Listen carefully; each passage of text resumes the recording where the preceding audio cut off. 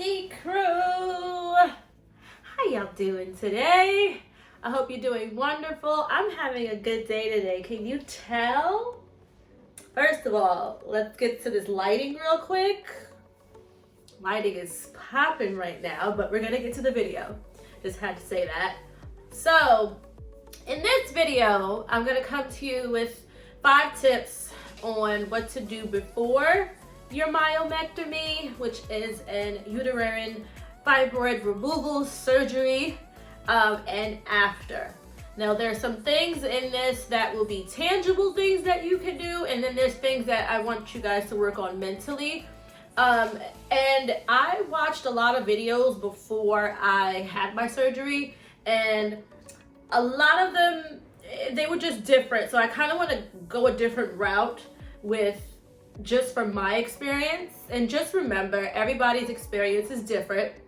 So just because this worked for me, it may not work for you. By all means, please try it. If it works, let me know.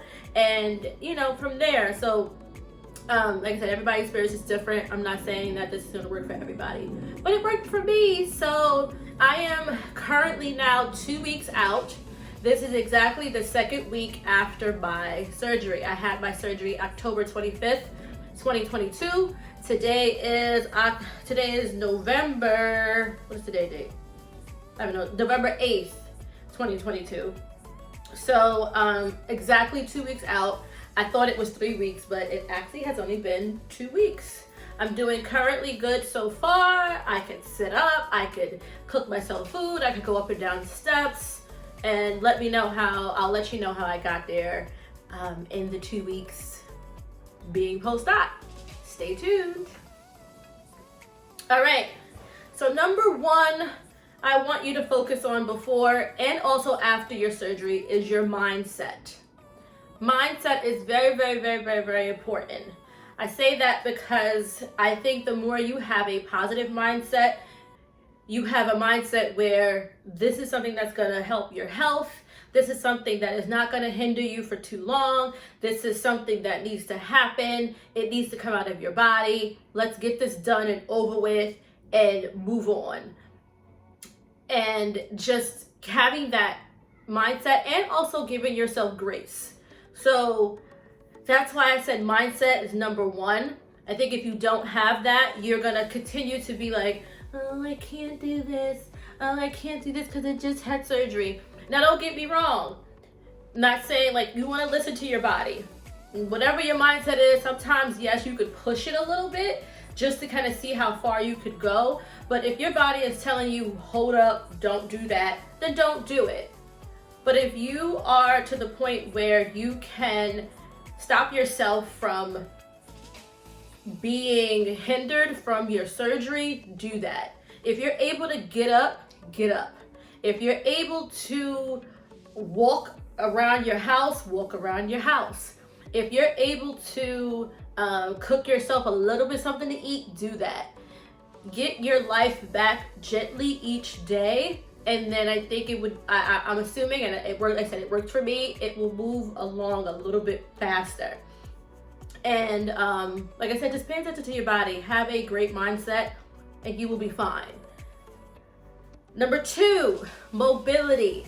I cannot stress this enough. Mobility, mobility, mobility. Do you know how much you really need your mobility when you have a surgery in this area? Your hips, your moving your legs around, being able to pull yourself up. This whole surgery is done. It affects your core. The amount of things we use our core for and don't really realize it. I say, even if you're not somebody who works out, I am somebody who actively works out. I work out twice a week. I started doing my mobility or working on my mobility 30 days before my surgery. So literally every day, and if you go to my Instagram, you'll see every day I committed and held myself accountable to working on my mobility. I found a video on YouTube. I did yoga moves. I did hip mobility, because when you're laying like this bed right here, and I'm laying in my bed and I need to get up and get out, you have to move your hip, you have to move your legs, and I'm gonna sit like this the rest of the time, but you have to move, you have to be able to pull yourself up. And if you're tight, and if you're rickety, and if you are not mobile, it's gonna be worse for you. I'm not even gonna lie, because you as you're in the bed, and like I said, it's just with you being able to move. And if you're tight, you're not gonna wanna move, along with having an incision, along with already not being able to use this area a lot. Your hips and your legs and everything it's all gonna work together as you are going to recover. So mobility, mobility, mobility. Once again, even if you're not somebody that works out a lot, I'm not telling you to go out there and all of a sudden start being like the workout queen. I just said mobility. So as you're sitting on the sofa, as you are even watching this video, I had to do some stuff to my phone. But so that was number 1, mindset. Number 2, mobility. So number 3 is gonna be using your belly band. So my doctor gave me this belly band, and for the most part, I think when I have researched, some doctors say use it, some don't. I've noticed every doctor is a little different. So once again, everybody's situation is different, everybody's doctor is different. They're gonna tell you a little bit of different things. But this truly helped me, and I still use it. I just didn't put it on during this video. I just came from the doctor, I want to say like 2 hours ago, and I had my post-op appointment, and there'll be another video about that. So don't worry, right after this, I'm going to do another video about what my post-op was, but this helped out so freaking much. At least, like I said, just for me, it helped me sit up straight and not, I don't know, it just helped me feel like I had a lot more support near the incision. And also it just made me feel, it made me feel good.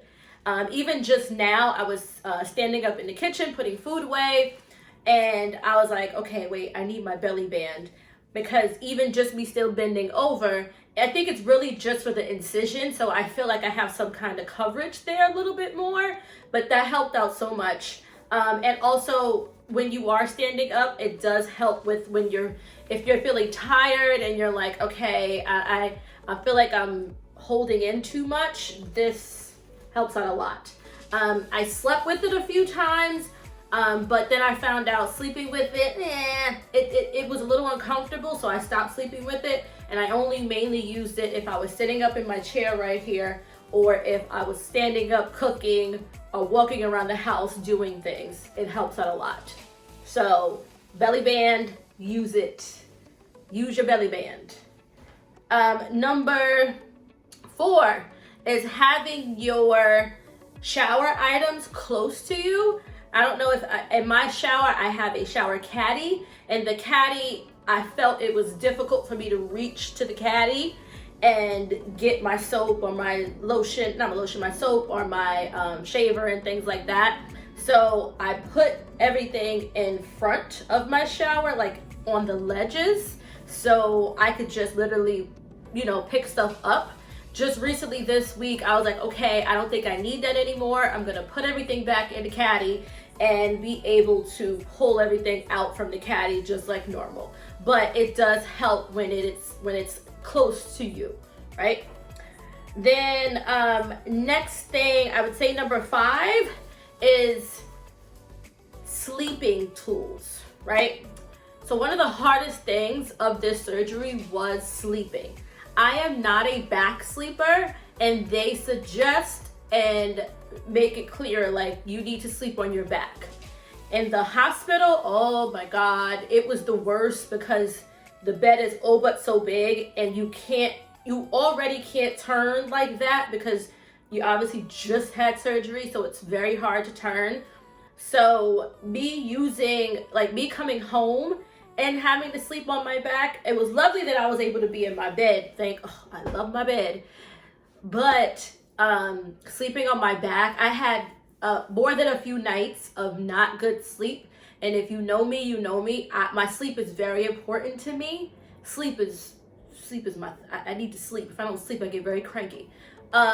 So me being able, I had to wake up in the middle of the night to go to the bathroom, can't get back to sleep because I'm trying to position myself to lay up, and then I can't really turn because it's a little uncomfortable to turn.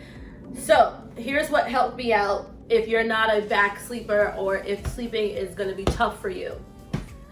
This pillow was my lifesaver. Mind you, this is my decorative pillow that goes on my bed. But this pillow, this lumbar pillow, so if you could get a lumbar pillow or anything that could go in between your legs or anything that could prop your legs up. I will put some ideas or some things maybe down below from Amazon. I was gonna get a pregnancy pillow because literally when I say I was doing research, because my sleep is very important to me. So when my sleep was being messed up for like 4 days straight, I was like, oh hell no. So I was like, but I didn't want to invest in one of those big, huge pregnancy pillows because I knew I wasn't gonna have any place to put it afterwards, and I ain't having no baby no time soon. So what the hell I need with this big ass pillow? Anyway, and that pillow was like $50. I was like, yeah, we're not paying $50 for a pillow that I'm only gonna use for like 3 weeks. So this came in handy because I was able to put it underneath my legs, like underneath where my knees bend at, and also sleeping with your knees up, that helped.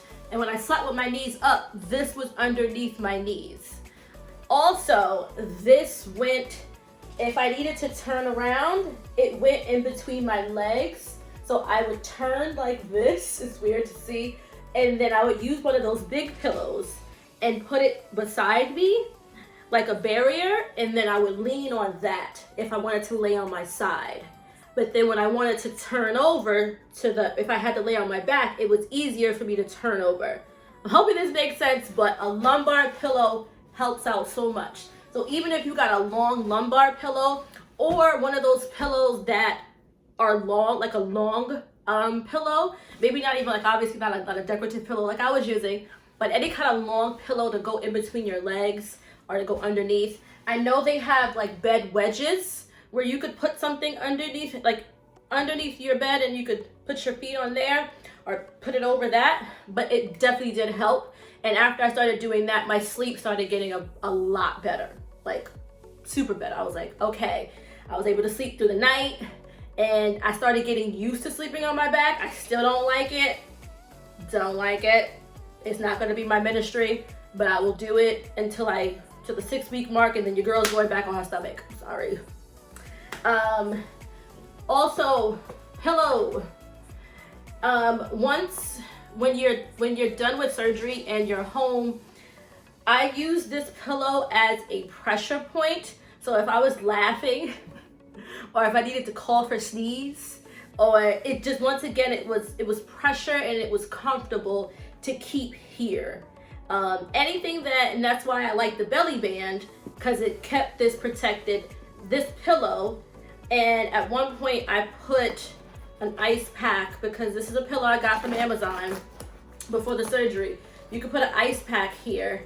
So I remember when my first week, I put like the ice pack there when it was feeling like it was a little sore and things like that. So this helped out tremendously. Next, let's do number are we on? Let's do, this is number 6. And I'm pulling stuff out. I'm in my room. This be maybe TMI, but I'm telling you ladies, this is what you may need. These kind of underwear, and I will link these below. I got them from Amazon, and I also got prettier ones from Soma. So I got the regular cotton ones from Amazon, and these are high-waisted underwear. High-waisted, full brief in the back, and then they're high in the front. This covers your incision. So once again, you know, anything that can cover your incision to make you feel just, like I said, it just made me feel like nothing could get to it.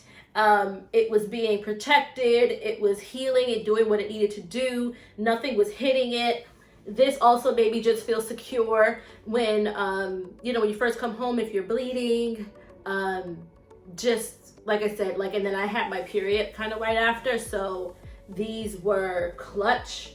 I will probably always use these, especially during my period now that I have them, but they were wonderful. Good old black underwear, and then our black high-waisted underwear. And then I got prettier ones from Soma. So Soma has the ones that it actually has like a rubber here so they don't roll up on your butt. And they look a little more prettier. You know, they're high-waisted, full brief in the back. I was like, okay, we're gonna get these. Just as undergarments to make it more comfortable. And then number 7, and my last thing would be get out of the bed regularly. So I made it a point to get out of my bed on a regular basis. Don't stay in the bed. Get out of the bed as much as you can. I ended up moving my chair, which I may show you guys, but it's here. I ended up moving my chair towards my window. So when I got up and ate breakfast, I was able to sit in this chair for 2 hours. That was my goal, to get out of bed, sit in the chair for 2 hours. And they tell you to do that. If you look up anything, they tell you to get up, sit in the chair for 2 hours. And I was looking out the window, my TV was right here, and eat my breakfast, vibe out, look out the window. I don't have that much of a view, but it made me feel like I was outside. And so get up out the bed regularly. Walk around your house. Like I said, listen to your body and go on about your day. Just make sure you get up out that bed, ladies. Out the bed, out the bed. And yeah, so that was my 7 tips. I hope that helped. I hope you enjoyed. I am, like I said, 2 weeks post-op. We got this, ladies. We got this. I know it's not the best moment right now, and nobody wants to go under the knife and get cut up. Because believe me, honey, I didn't want to have it happen either. But these are some of my things that worked for me. I hope they may work for you. I hope you got something out of this. And I hope you have a lovely day. I will see you guys in my next video. Deuces. Bye.